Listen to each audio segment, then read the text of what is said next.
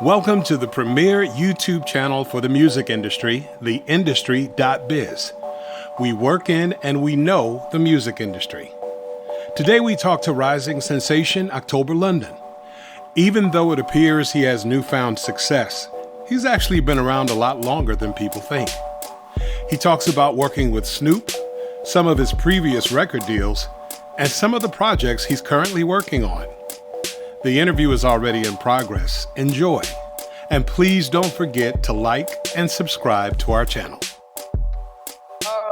a lot has happened since then. Yeah. I guess one of the things for sure is this transition. I know, you from being with Doggy Style to the new Death Row. Mm-hmm. I guess, you've been working with Snoop for a while now. I guess, just what goes through your head as being, one of the first artists, to represent the new Death Row Records?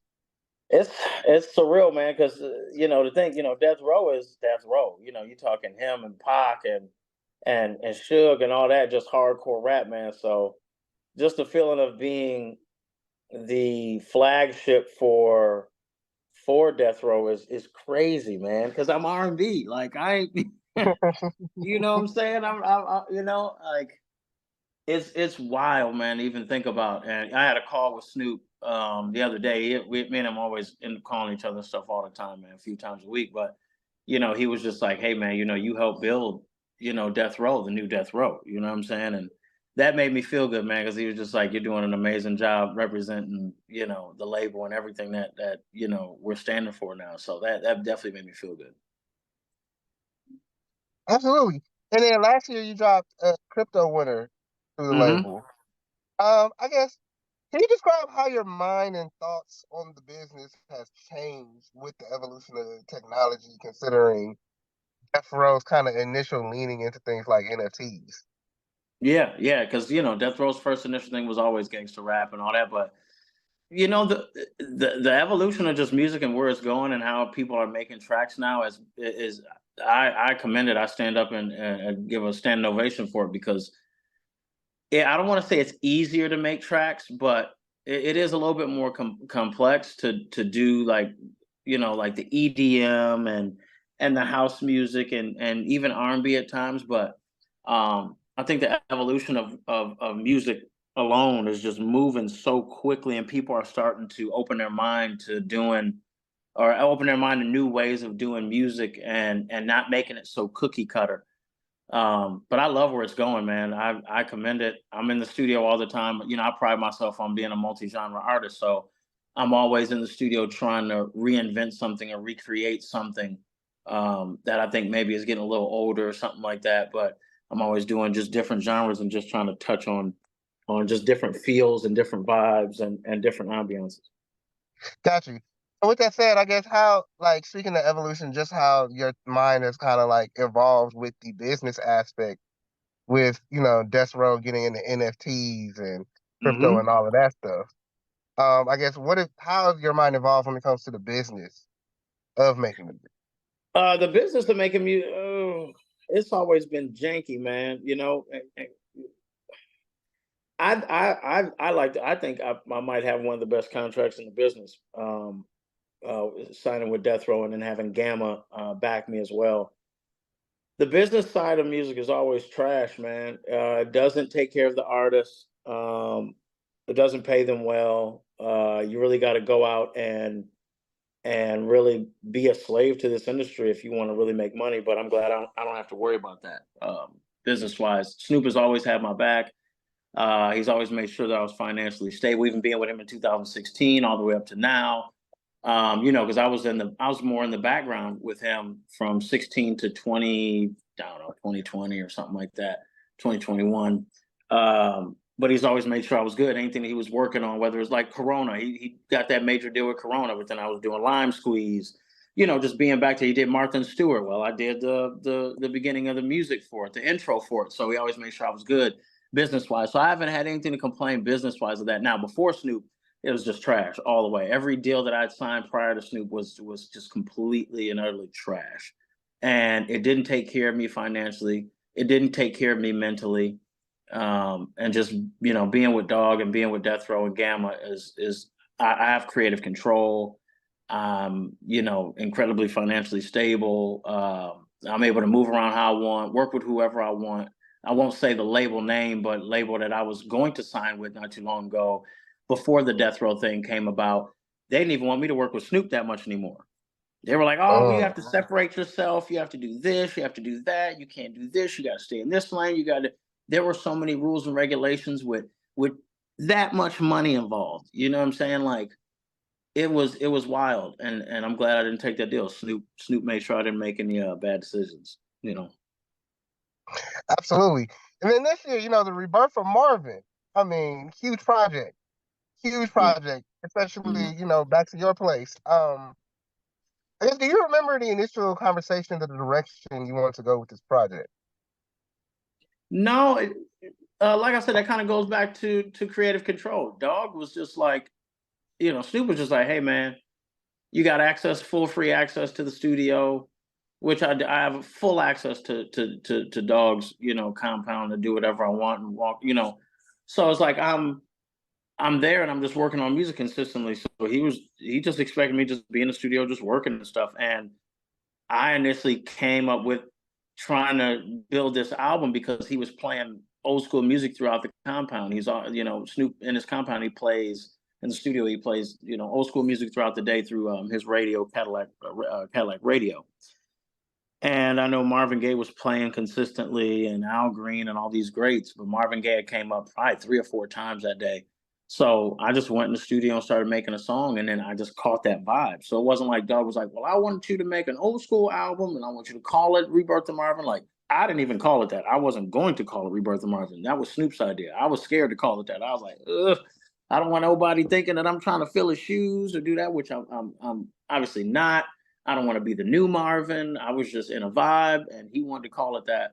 So I got to give him his credit on calling it the Rebirth of Marvin. That's just how he was feeling. But, you know, just coming up with a song like "Back to Your Place," a lot of people don't know. I mean, in the blogs that I've said before, maybe, but uh, "Back to Your Place" was a freestyle. I didn't write any of that down. The whole album was a freestyle. I did it in a week. It was really quick, and I was just putting it in my hard drive. I was putting it away. I was like, "All right, I did this. This is cute," and set it aside. And Dog was like, "No, no, no, no, no. Wait a minute. Wait a minute. Wait a minute. Wait a minute. Let's listen to this a little bit more." And yeah, that's how that came about. So Rebirth of Marvin wasn't even supposed to be coming out. The title wasn't supposed to be that, and I freestyled the whole album. Oh wow. Oh wow. And how have you, what are some of the things that you've developed when it comes to like muscle memory and Hmm. how you create? And Hmm. how do you pull off a dense project like that in a week? I don't know, man. To be honest, it's always been weird to me that I can just come up with stuff on the fly like that. Like the second album that hopefully we drop in February. I don't know. Don't quote me on the date. I'm hoping for February. That's already. I was just in the studio last night. It's already halfway done already. I was just in the studio last night. You know what I'm Oh, saying? wow. So it's like I hear a track, and my rule of thumb is when I'm in the studio, if I don't have a hook in the first 30 seconds, if I don't already have a hook or a melody of where I'm going in 30 seconds, I don't even do the track. And Snoop knows that too. Snoop will send me a track. If he doesn't hear from me, he knows that I don't want to do it. You know what I'm saying? If we're in the studio and I don't have a hook within 30, 45 seconds, max 45 seconds. Next track. You know what I'm saying? So the muscle Mhm. memory just it's just I don't know, it's something that I've just had for a while. I haven't had it all my life or all my career. I've only been like that since I don't know. I couldn't give you a specific date, but it hasn't been long, but I've had it a little bit before, a little bit prior to Snoop, but just creating like that, man, it's just there and it just happens. I let the track speak for itself and I let the track tell me where I'm gonna go. And I just do it. That's it. That's it. How many songs have you done? Completed songs have you completed in like a day? Yeah, I don't even take a full day to do a song. If it takes me a full day to do a song, it's probably trash. I don't do it. Wow. I don't no way in hell. If I spend a whole day on a song, I shouldn't be doing it in the first place. Like I don't even spend that much time. It takes me maybe I'm trying to think. Last night I knocked out this new record. It was new record for the new album. I don't know. Maybe I don't know. I was producing it too, so I'm producing it. I'm producing and doing all that myself as well. So I give myself 2 hours. 2 hours if I don't have the full song done, or at least 80% of it done. And obviously, I need to mix it, need to master it too. But I spend a day on mixing, and I spend another day on mastering. But yeah, man, a couple hours max. Full day of doing a song drives me nuts. I can't sit in the studio with people. They try to get me in studio with people to sit because they have these writing rooms.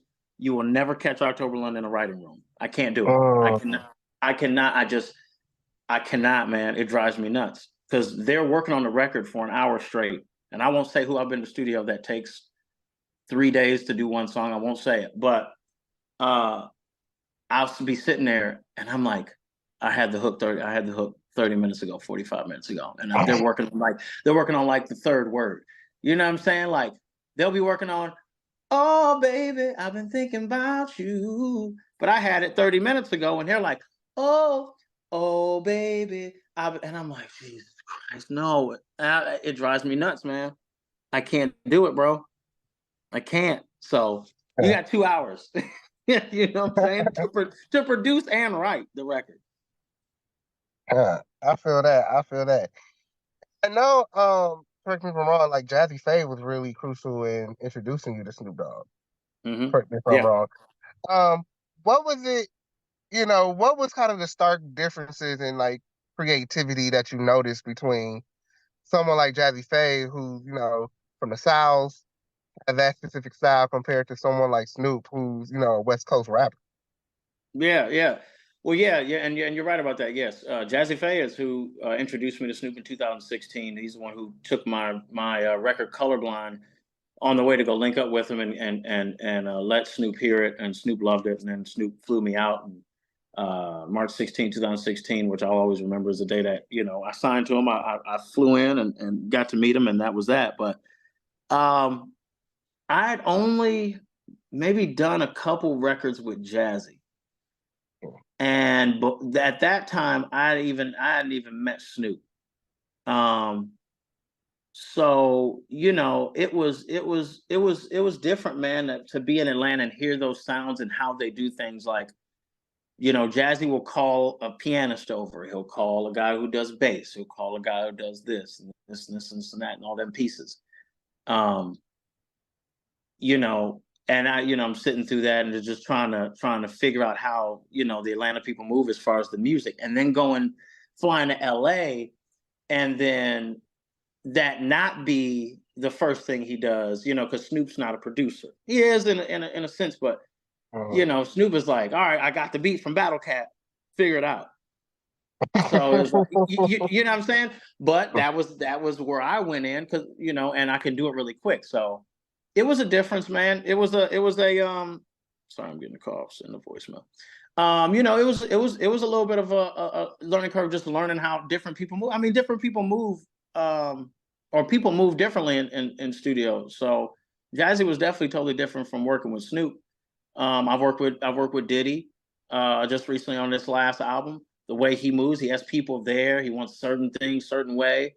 I've been in the studio with Nile Rodgers, legend, Jerry Barnes. They move differently a certain way.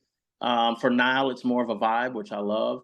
I've worked with Dre, been in the studio. He calls a bunch of people over and he has 4 to 6 writers, this, and that. Everybody moves differently. But where my sweet spot is, man, is just being in the studio on my own and being with my crew, right? Like here I'm in Indiana, I'm in South Bend, and look, last night I knocked out half of the album already. You know what I'm saying? Oh, wow. I don't call anybody. I don't say, hey, I need a bass player, I need this. I figure it out. And then later on, if we need to do that. But for me, I just can't stand it. I like to do it. I like to do it myself, or have a couple of my people that are my day ones right with me, or produce with me or something like that. And even them, they know me. So they know we got 2 hours to knock this out. And they're or you're gonna waste your time. We just sat here for 3 hours and now I don't even want the record anymore. You know what I'm saying? Like it's gonna, you know what I'm saying? By the time an hour roll by, we should already be well into the hook and half of the track done. So yeah, everybody has their own style. Got you. So when do you know within that 2 hours that you feel comfortable with the song? Like when do you feel comfortable? Like, yeah, this is it, as opposed to when you know that like this song ain't working? Yeah. Like what is that process of like feeling through that? 30 seconds in, I like it. If I don't love it by an hour, I'd completely trash it. If I don't love it in an hour, Got you. it's a wrap. It's a wrap. And if I love it in that hour, I'm really gonna love it on a 2 hour span. Really gonna love But what it. You know? but what is it that you love? Like what is like is there a key thing that you look for when you Mm-hmm. know if you love something or not? Yeah, it's the vibe of the record. It's the sound of it. It's the sound of that synth, or the sound of that string, or the sound of that piano, and then how it matches with the tone of how you're saying the record. Like back to your place. Back to your place when I got that track sent, the beat sent. Boom, boom, boom, boom, boom, boom. I was already like, oh, I see the spotlight of the stage. I see the crowd. I see the ambiance. It's like a Great Gatsby theme. I see Las Vegas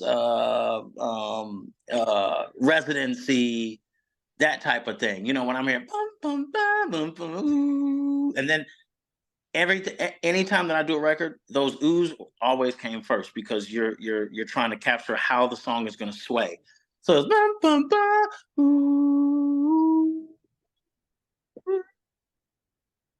And once I go on that down part, ooh, I know where I'm gonna go on that track, and then boom, oh, baby. That was the first thing that I sang on that record. And I was like, oh shit, this is gonna be something.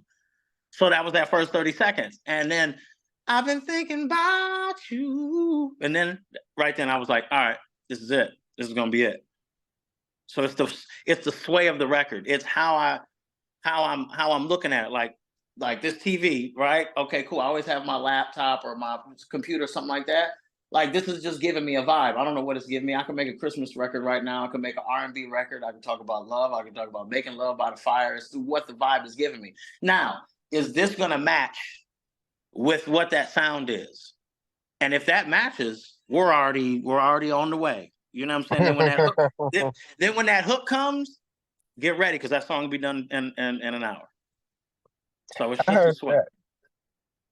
And I it's weird heard for me that. to explain it, because I don't want to sound like a crazy person explaining it to you. But No, what you're saying is makes total sense. yeah, It yeah. makes total sense. It makes total sense. Thank You you. mentioned working with Nile Rodgers. I guess what was the biggest lesson you learned from working with him? Mm, One thing I did say in the studio, I learned from he, and I have to say it lightly because I don't want to seem like an ass.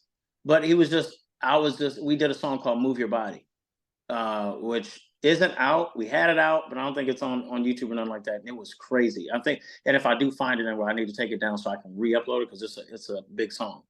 To me, it is. I think it'd be a great record. We did it around that Pharrell happy time when that came out, but we were doing it, and I was like, oh man, that's a Grammy right there. And he just stopped, and he was like, don't worry about the Grammys. Don't worry about getting awards. Don't worry about none of that. Focus on the track. And that's what I learned from him. Like, you get in the studio and you're excited and you're just like, oh man, we're gonna win some award. I used to talk like that all the time. Oh, we're gonna win this award, this award, and this award, and this award. And that's what I learned from him, is just not to worry about that, just worry about the track, and how it makes you feel and how it could possibly make others feel. And that was honestly, it came back to, not to bite me in the ass, but it came back just as recently. I got 9 considerations for a Grammy for this whole album, for Back to Your Place. And they gave me zero nominations. You know what I'm saying? And I'm just like, there's no what, and it's just like goes back. I should not even worry about it in the first place, because I was hyped up. Like, man, I gotta get at least one off this month. I'm pumped up, and then you get nothing. Same thing, Soul Train Awards. 4 nominations, zero wins. You know what I'm saying? Like, so it's just something that you gotta just, at the end of the day, man, as long as my son is eating and he has a roof over his head, and, things are taken care of, I ain't tripping. But that was one thing that I learned from now. Just don't worry about the wars. Don't worry about none of that.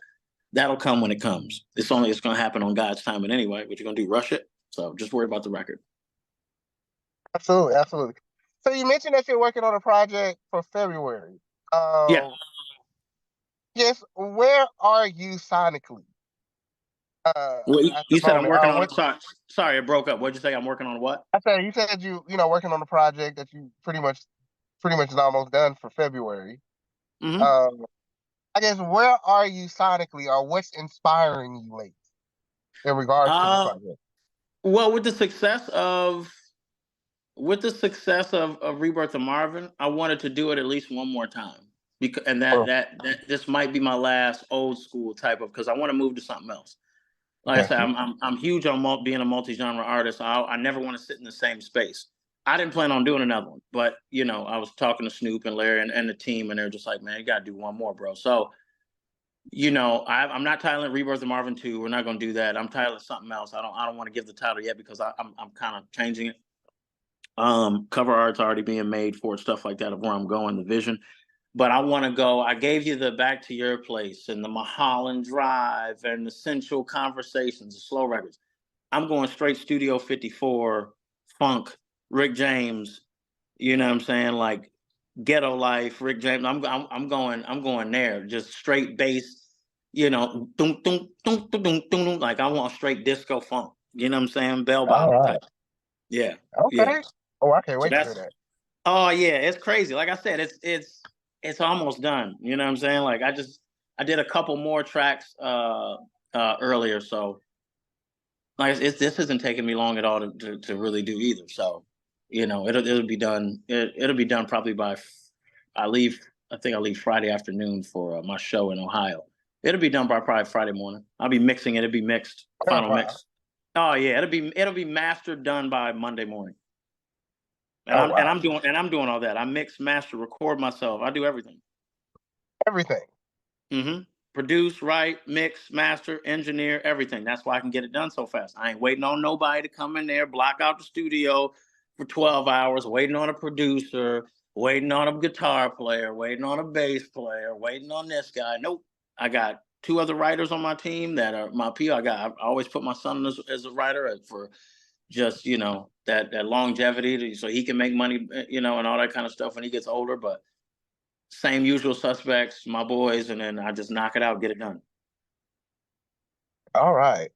Well, yo, thank you so much for your time, man. Really, Thank you. really glad to see. Really cool to see your growth over the years, especially since the last time we talked. Thank you. Really, really cool. Really, thank you so much. And again, you have a great day. Have a great week. Have a happy holiday as well, sir. Yeah, for sure. Most definitely. Hit me up anytime. I can't wait to talk to you after we drop this other one, man.